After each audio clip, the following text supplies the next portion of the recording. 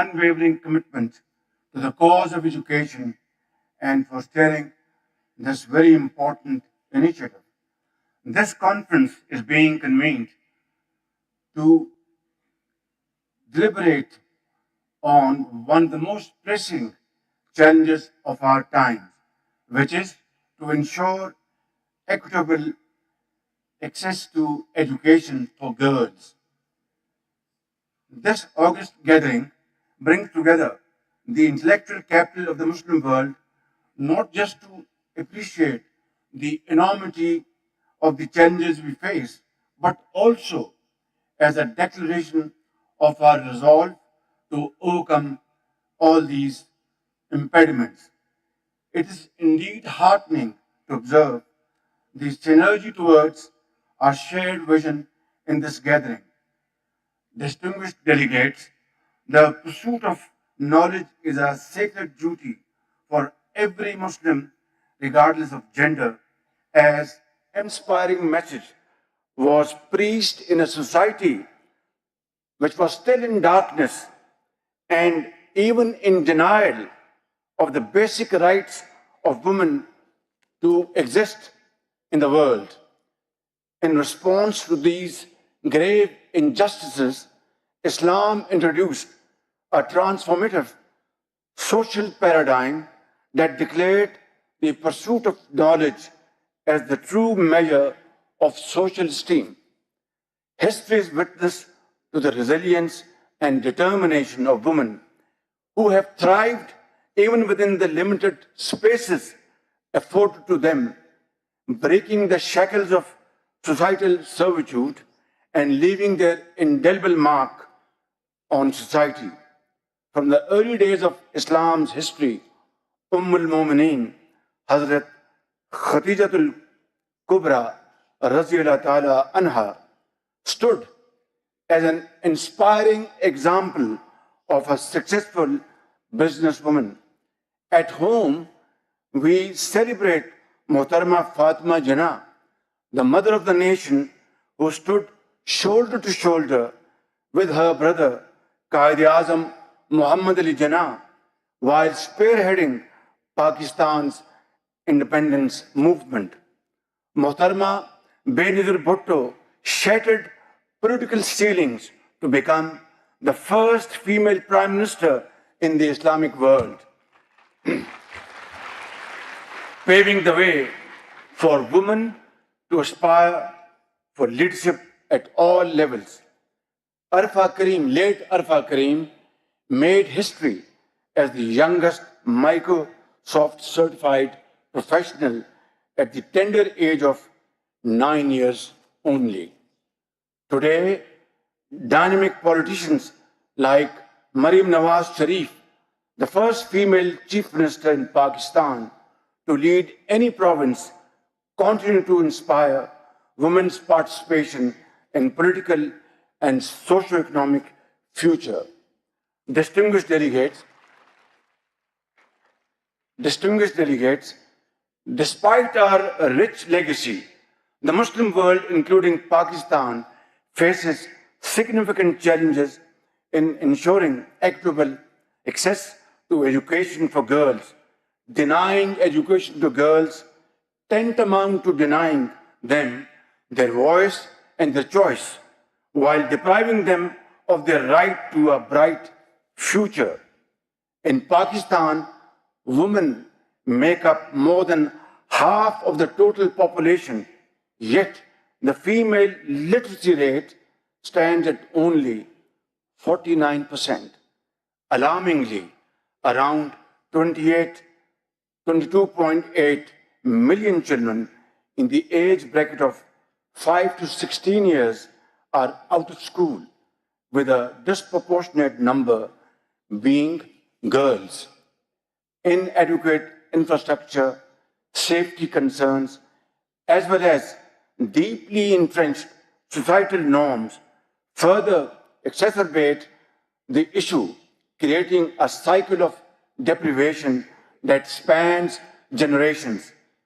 Ladies and gentlemen, our founding father, Qaid-e-Azam Muhammad Ali Jinnah, a strong advocate of women's role in nation-building efforts, famously stated, and I quote, "No nation can rise to the height of glory unless your women are side by side with you." Indeed, the magnitude of this challenge is considerable. Rather, it is immense. But this cause is worth fighting for, worth committing the resources to, and worth raising our voice for at the top of our voice. Brothers and sisters, a major step towards addressing educational disparities in Pakistan was the establishment of Dani schools, Madarisul Hikmah, Arabic, Ismaha, a unique initiative introduced to provide quality education to unprivileged children in rural and underdeveloped areas. Without this opportunity, their talent would have been lost in the dusty streets of their remote villages. Alhamdulillah, the initiative which was launched during my tenure as the Chief Minister of the Punjab and under the guidance and leadership of my Prime Minister Nawaz Sharif is now being replicated in other far-flung regions of Pakistan, paving the way for a promising and a more inclusive future. It brings me immense satisfaction witnessing amongst us today the girls who graduated from these great seats of learning, Dani schools, and are now great hands in Pakistan's progress. Your outstanding stars of Pakistan sitting in front of us, your presence here today is a testimony to the success of our efforts and the culmination of your collective dream as you embody the hope and promise of a nation's bright future.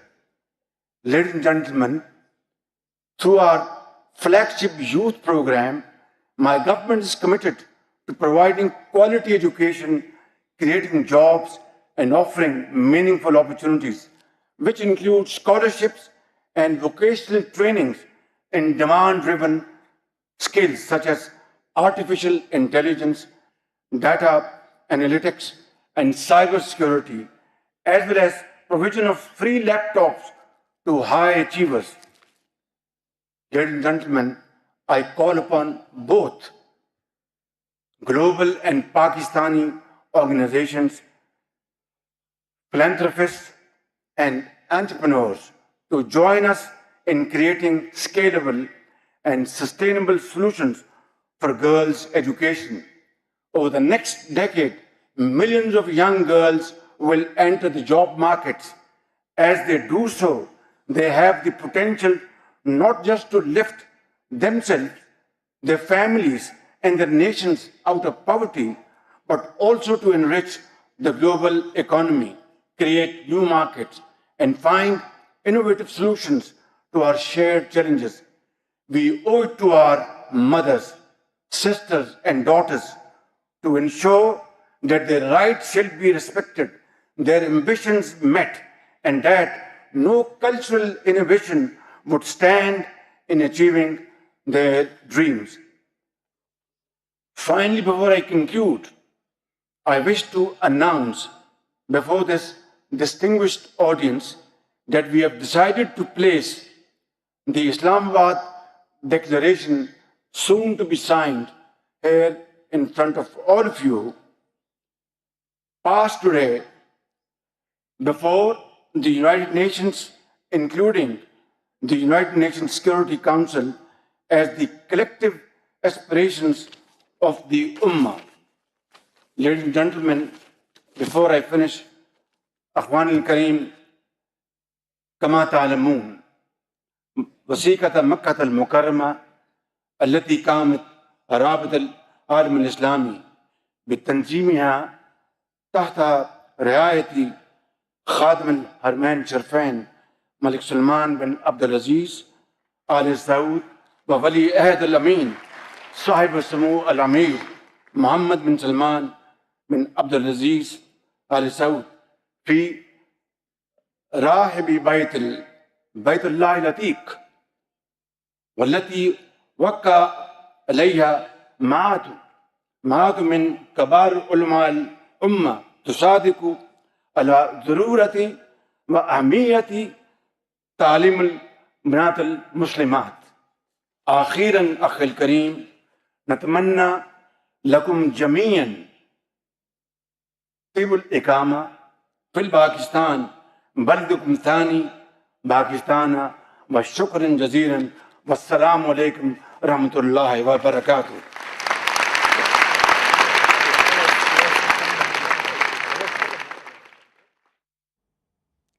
اسلام آباد میں مسلم آبادیوں میں لڑکیوں کی تعلیم پر بین الاقوامی conference کا انعقاد کیا گیا ہے. تقریب سے وزیر اعظم پاکستان محمد شہباز شریف خطاب کر رہے تھے. ان کی جانب سے کہا گیا کہ عالمی تعلیمی کانفرنس میں شریک تمام شرکاء کو خوش آمدید کہتا ہوں. مزید بولے ملالہ یوسفزئی بھی کانفرنس میں شریک ہیں، انہیں بھی خوش آمدید کہتا ہوں. عالمی تعلیمی کانفرنس کا انعقاد ہمارے لیے اعزاز کی بات ہے. لڑکیوں کی تعلیم کے حوالے سے کانفرنس بہت اہم ہے. ہر معاشرے میں تعلیم کا حصول بنیادی حق ہے، ایسا کہنا ہے وزیر اعظم پاکستان شہباز شریف کا.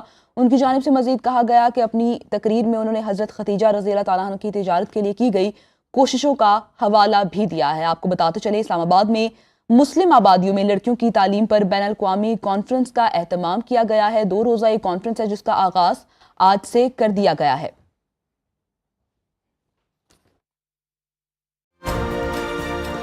مزید اہم خبروں کے لیے دیکھتے رہیے سنو نیوز.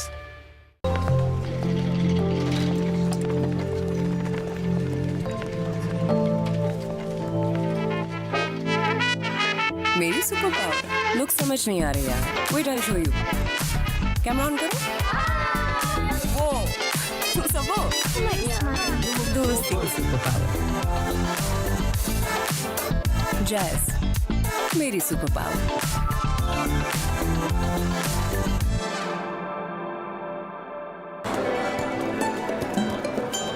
میم کارڈ یا کیش؟ جیس کیش.